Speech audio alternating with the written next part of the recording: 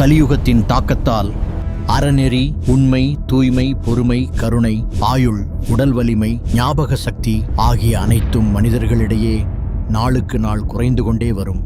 கலியுகத்தில் பொருட்செல்வம் மட்டுமே ஒரு மனிதனின் மதிப்பை அளவிடும். மற்றபடி ஒருவரின் உயர்வான பழக்க வழக்கங்கள் மற்றும் நல்ல பண்புகள் அடிப்படையில் அவன் மதிப்பிடப்பட மாட்டான். சட்டமும் நீதியும் ஒருவரின் அதிகாரத்தின் அடிப்படையிலே செய்யப்படும். தொழில்துறைகளில் வெற்றி என்பது வஞ்சகமும் சூழ்ச்சியும் நிறைந்திருக்கும். கண்களால் காணும் விதிகளுக்கு மயங்கி தவறான போலி குருமார்களை நம்பி வழிதவறி செல்லுவார்கள். வெறும் வாய் வார்த்தைகளில் ஜாலங்கள் செய்வர் கற்றுணர்ந்த பண்டிதராக போற்றப்படுவர். கலியுகத்தின் பிடியில் சிக்கியிருக்கும் சிலர் பொருட்செல்வம் இல்லாதவனை தீண்டத்தகாதவன் என்று வெறுத்து ஒதுக்குவர்.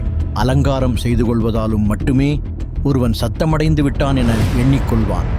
மூடத்தனமான பேச்சு உண்மை என்று எளிதில் நம்பப்படும். வயிற்றை நிரப்புவது மட்டுமே வாழ்க்கையின் குறிக்கோளாக அமையும். பல மதங்கள் ஆடைகளை சேர்த்து கொள்வதையும் பெருக்கிக் கொள்வதையும் மட்டுமே லட்சியமாக கொண்டிருக்கும்.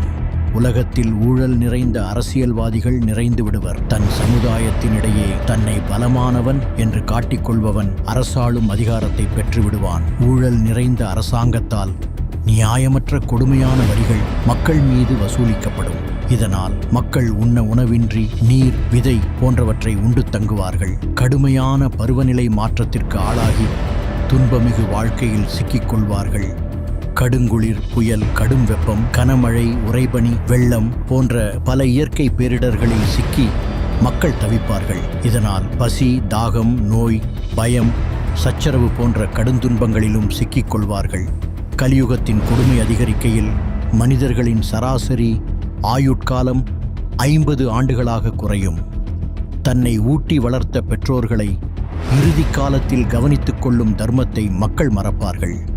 பொருளுக்காக மனிதன் இன்னொரு மனிதனிடம் வெறுப்பு, பொறாமை போன்ற உணர்ச்சிகளை வளர்த்துக் கொள்வான். நட்பு என்ற உயரிய பண்பை போற்றாமல் தன் சுயநலத்தையும் உயர்வினையும் கூட கொல்லத் துணிவான். வெறும் பட்டத்திற்காகவும் புகழுக்காகவும் மட்டுமே தானம் அளிப்பார்கள். தற்பெருமைக்காக மட்டுமே நேர்ப்பு இருப்பார்கள். தர்மத்தை பற்றிய அறிவாற்றல் இல்லாதவர்கள் மதங்களை உருவாக்கி மக்களை கவர்ந்து தவறான அதர்ம பாதைக்கு இழுத்துச் செல்வார்கள். தனக்கு இனி பயன்படமாட்டான் என்ற பட்டதில் தனக்கு இதனை காலமாக உழைத்து தந்த தொழிலாளிகளை முதலாளி கைவிடுவான். இத்தனை காலம் பால் கொடுத்த பசுவை குறைந்துவிட்டால் அப்பசுக்களும் கொல்லப்படும். நன்றி கெட்ட மனிதர்கள் அதிகரிப்பார்கள். நகரங்களில் கொள்ளையர்கள் அதிகரிப்பர். வேதங்கள் கைவிடப்படுவார்கள். தங்கள் சுயநல கோட்பாடுகளை பரப்ப பொய்யான முறையில் மொழி பயன்படுத்தப்படும். அரசியல்வாதிகள் மக்களை மெல்ல மெல்ல பலவிதமாக கொடுமை செய்வார்கள். போலி ஆசாரியர்கள் தோன்றி பக்தர்களை உபயோகப்படுத்தி தங்கள் வயிற்றையும் காமத்தையும் பூர்த்தி செய்து கொள்வார்கள்.